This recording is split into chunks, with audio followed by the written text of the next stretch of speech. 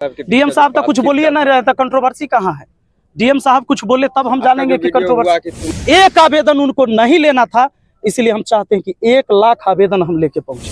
हम कह दें कि हम मुखिया है, आवास में घुसखोरी नहीं हो रहा है, कहीं गलत बात है, एकदम हो रहा है। और बहुत सारे मुखिया अभी भी कटाक्ष कर रहे हैं मेरे ऊपर। कॉल पर बात किया, चिराग पासवान जी तो फोन उठाए नहीं, हमारा सारा मैसेज सीन करके कि मैं एक पंचायत का मुखिया हूँ, एक बार सर इस समस्या पर बात कर लीजिए, देख लीजिए। पंचायत सरकार भवन बनना था, उस काम को रोक दिया गया। और यही लोकसभा क्षेत्र आपका भी है, और बिहार फर्स्ट, बिहारी फर्स्ट की बात करते हैं तो कम से कम इस समस्या को सुन लिया जाए, लेकिन आज तक नहीं सुना गया है। आप खाली बता दीजिए कि सब पत्रकार सही काम कर रहे हैं। आप देश का चौथा स्तंभ है, आपको नहीं लगता है कि इसमें भी दिमक लगा हुआ है? आप कर रहे हैं शमशान घाट पे जी। दूसरा कंट्रोवर्सी आपका और डीएम साहब का क्या हुआ, वो सारी चीजें। तीसरा कि 11 को जैसे आप आह्वान कर रहे हैं कि लाखों लोग आइए आवेदन देने, उस दिन भी आपका आवेदन नहीं लेते हैं तो फिर क्या करेंगे? आवेदन नहीं लेंगे, उसके बाद हम डिसीजन लेंगे। अभी तो पहले हम बता नहीं सकते कि आगे का क्या करेंगे, लेकिन पहले तो हम देने आएंगे।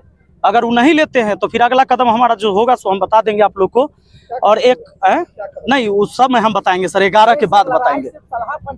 नहीं सर, ये जो मैंने व्यवस्था बताया, आप लोग रिपोर्टर हैं, सब जगह जाते होंगे। अगर यह समस्या सब जगह का है तो सब लोग आइए।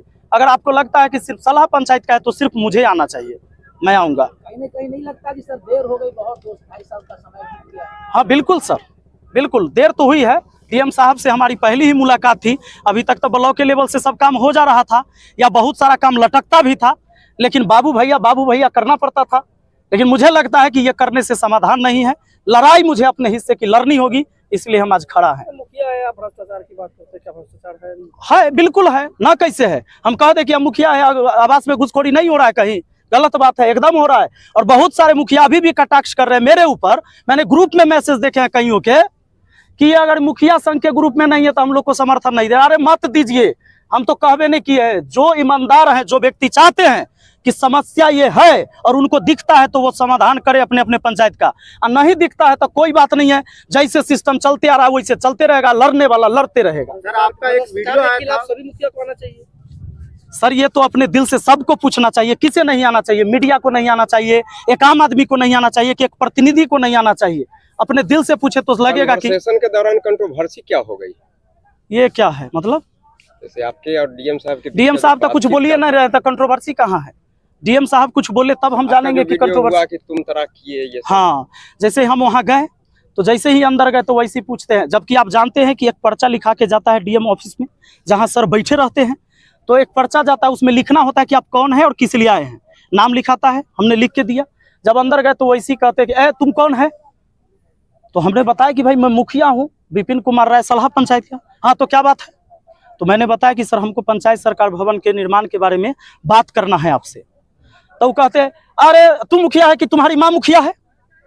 मैंने बोला कि मैं ही मुखिया हूँ। फिर कहते अरे इसको हटाओ रे, इसको बाहर करो।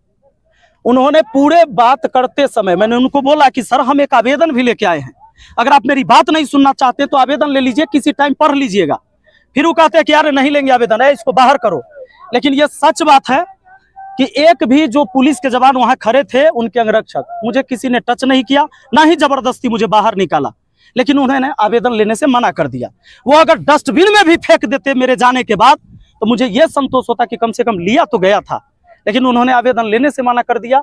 इसी के लिए एक आवेदन उनको नहीं लेना था, इसलिए हम चाहते हैं कि 1 लाख आवेदन हम लेके पहुंचे। विपिन सर कहाँ लड़ाई लड़ेंगे?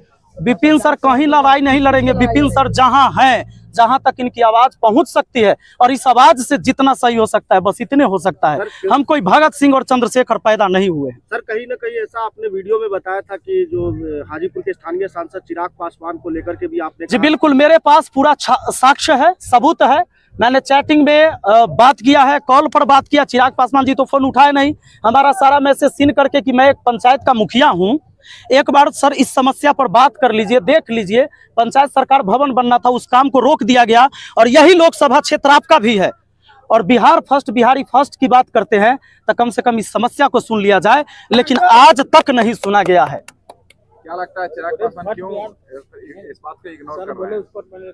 अब पता नहीं उनका क्या है, वो तो वही ओपिनियन दे पाएंगे कि क्यों हमारी बात को नहीं सुन रहे हैं, ये तो वही बताएंगे। सारा पासवान समाज के लोग ही वहाँ पे बसे हुए हैं। जहाँ जमीन अलॉट हुआ है उनको घर बनाने के लिए, उसमें वो खेती करते हैं, और जो जमीन नहीं मिला है उसमें वो जाकर झोपड़ी गाड़ दिए अभी, जबकि उनका पुश्तैनी जमीन अलग से है, घर बना हुआ है।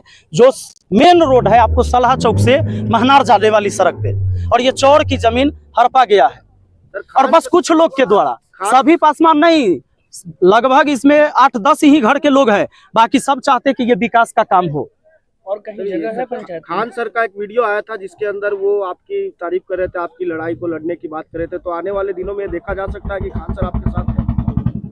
सर जितने भी लोग चाहते हैं कि बदलाव आए वो तो हमारे साथ है, और सबको हाथ जोड़कर हम विनती करते हैं, अगर आपको लगता है कि मैं सही लड़ाई लड़ रहा हूं तो मेरे साथ आइए, और लगता है कि मैं गलत लड़ाई लड़ रहा हूं तो मेरे साथ नहीं आइए। सलाह का मुख्य सर, सलाह पंचायत में बहुत सारी समस्या है, क्योंकि सवदई प्रखंड पड़ता है सलाह से जी, और कहीं ना कहीं सड़क से लेकर बहुत सारी समस्या है। 2-2.5 साल में आपने कितने समस्या का समाधान किया? सर प्रखंड का सड़क नहीं मुखिया बनवाता है, और बाकी जो चीजें हैं जितनी हमारी ताकत है मैंने अपने तरफ से प्रयास किया है, और मुझे भी लगता है कि मेरी ताकत बहुत कमजोर है, जिसके वजह से मुझे इतना कुछ बोलना पड़ रहा है, और वही सब समस्या लेके तो हम डीएम साहब के पास पहुंचते हैं, जिसको सुना नहीं जा रहा है। संपूर्ण भारतवर्ष में पहला प्रेस कॉन्फ्रेंस है आपका शमशान में, इसका मैसेज? इसका मैसेज यही है कि चाहे आप कितनों बड़का बन जाइए, किसी पद पर चल जाइए, अंत आपका यही है और इसके बाद कुछ नहीं है, परम सत्य है। इसलिए हम उन सबको ये संदेश देना चाह रहे हैं कि अगर आपको लगता है कि हम इस कुर्सी पर बैठल है तो हम किसी को कुचल कर निकल जाएंगे, एक दिन आपको यही आना है, राजा हो या रंक सभी का अंत एक सा होए। लेकिन अब देखते हैं कि हमारे इस टाइम में कितने लोग साथ होते हैं। 11 फरवरी को अपना अपना समस्या लेके सब लोगों को आना है। अगर लगता है कि इस देश में, हमारे समाज में, हमारे मोहल्ले में कोई समस्या है तो डीएम साहब चूंकि वही कर सकते हैं, आदेश दीजिए, आदेश वही देंगे अपने अपने विभाग में कि भाई यहाँ से निपटारा होगा, यहाँ से निपटारा होगा, वही है और कुछ नहीं। कहीं कहीं कहा जा रहा है कि राजनीतिक सपोर्ट भी मिल रहा है आपको। अब तो कहे के लिए कोई आदमी कुछ कहे, हमको क्या मतलब है उससे। सर एक सवाल था एक पत्रकार के द्वारा कि आप जब भी अपना कोई वीडियो बनाते हैं तो उसके अंदर पत्रकारों को भी आप हाशिए पे रखते हैं, उनके खिलाफ भी आप बातें करते हैं। आप खाली बता दीजिए कि सब पत्रकार सही काम कर रहे हैं। आप देश का चौथा स्तंभ है, आपको नहीं लगता है कि इसमें भी दिमक लगा हुआ है?